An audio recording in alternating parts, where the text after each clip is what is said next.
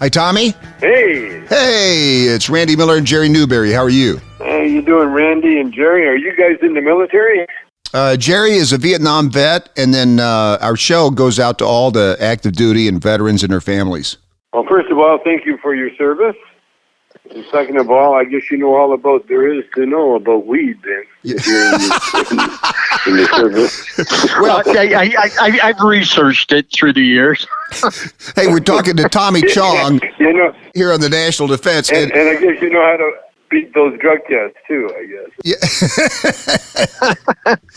He's all about it. Tommy, we've been fans of yours forever, and it's amazing how the comedy that you've had with Cheech and Chong and then individually has just stood the test of time. I remember seeing, we're based in Kansas City. I remember seeing you perform at Stanford and Sons here, your solo act. Sure.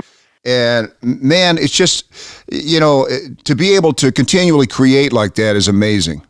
Well, it's so much fun. You know what it is? It's therapy. Yeah. Yeah. All of comedians, we need to go to therapy, but rather than to pay a doctor, we get paid to have an audience. Right. Hey, good point. We have a whole audience that we can unload on and get paid for it. So thank you for your service. Yeah. Well, man, I remember a friend of mine got your first album, of course, many years ago. We were researching marijuana that evening and listened to that album, and I'm telling you, I laughed so hard. We had to keep starting the album over because we were laughing. Yeah. Great stuff. That's the whole point. Remember when you used to do that? Remember when you used to do that? You'd get your buddies together and just listen to a comedy album together. That was fantastic. Oh man, yeah. Yeah. Over and over and over again too. Just play the same bit. I just finished reading your partner's book, Cheech Marin's book. It talks about your early days of improv, and like you guys would go all night and improv in front of 2 or 3 or 4 people, and I mean that's just that had to be so much fun. Well, the great thing about having a comedy partner is that you always had an audience, no matter where you were. Right. We always had each other, and that was the strength of our whole bit, because that's all we needed, and if we had other people laughing with us, that was fine too. But we were pretty lucky that way. I try and bounce.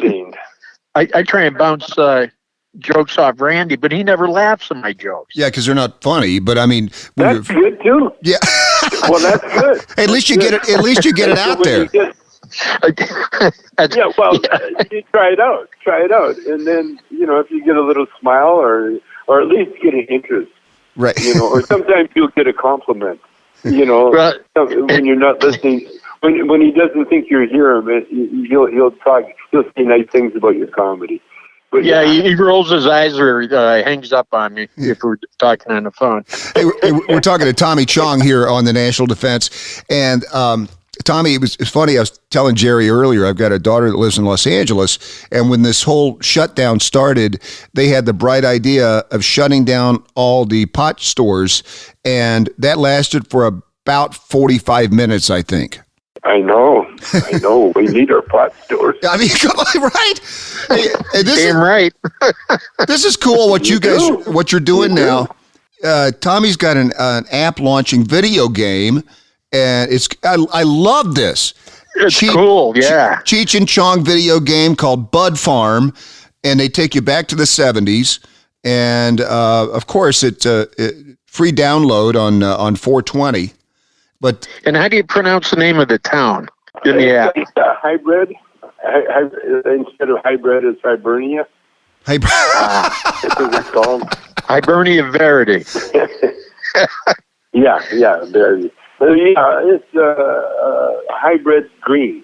That's what it means. Hey, can you imagine being quarantined with Tommy Chong? What is that like right now, Tommy? Oh, my wife is going stir crazy. I was just telling her. Beautiful, and she's beautiful, and I kind of stalk her, you know. I can see that. And she'll be changing. I'll just walk in unexpectedly. Rub oil all over yourself and chase it around the house. Yeah. Well, I use a lot of. Yeah. In fact, I got to be careful because if I use the wrong cologne, you know, she'll end up hating it. Right. So I'm having a. That's funny. And she cooks every night. She's a gourmet cook. Wow. And up until the shutdown, if we ate, it was once a year. It was like Christmas or New Year's, Right. or Christmas, and she would cook a Christmas meal. Now I get a gourmet meal every night. Are you kidding? I'm loving this. I'm really. I know, man. Yeah.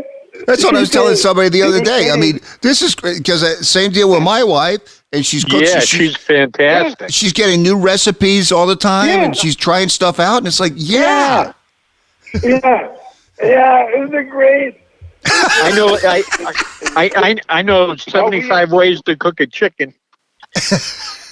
Yeah, and my job, I don't know if it's your job too. My job is to clean up after.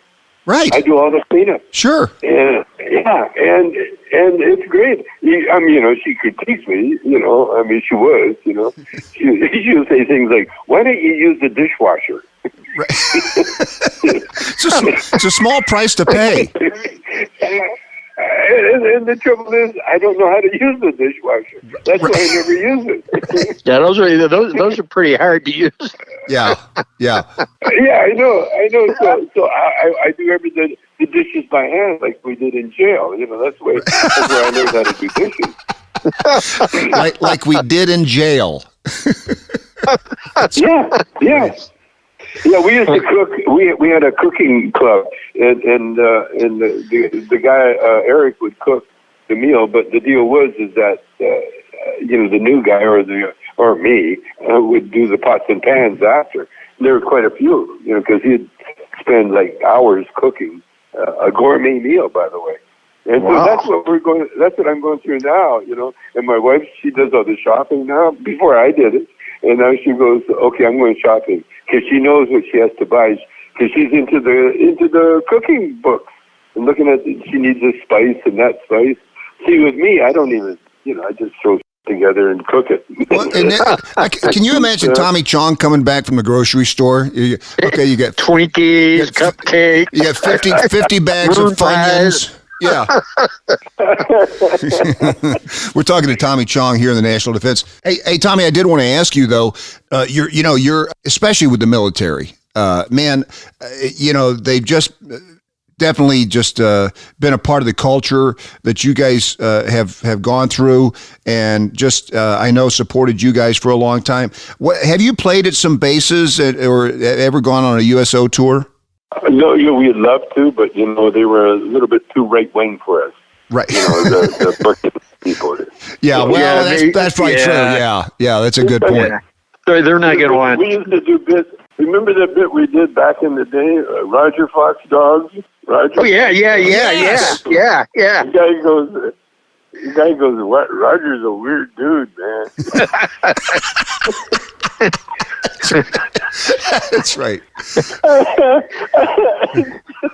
You know, once in a while, when my daughters call me, I'll say, "Dad." I'll say, "Dad, who?"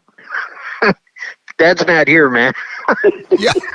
They don't get it, you know. But no, that's how you identify the cool people, though. If they get it. Yeah.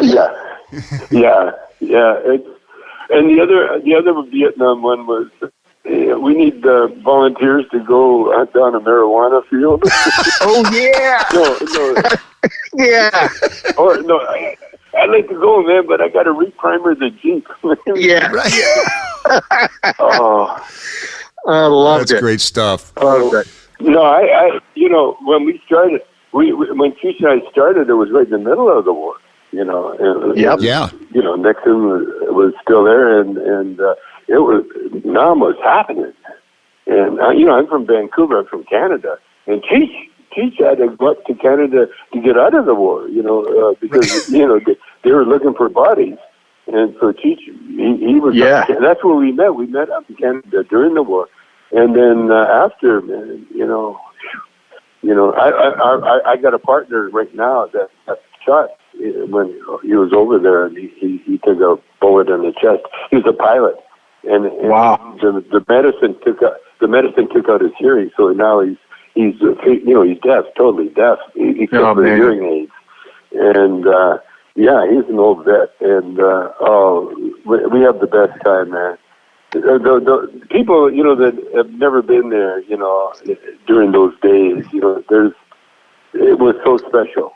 And it was the weed that really got everybody through it, too. Well, I think is the weed and stuff like you guys did, the Cheech and Chong, because, that absolutely kept a lot of people sane. And, well, Tommy, listen, man, thank you for the time. Good luck on the video game. I love it. It's called Bud Farm.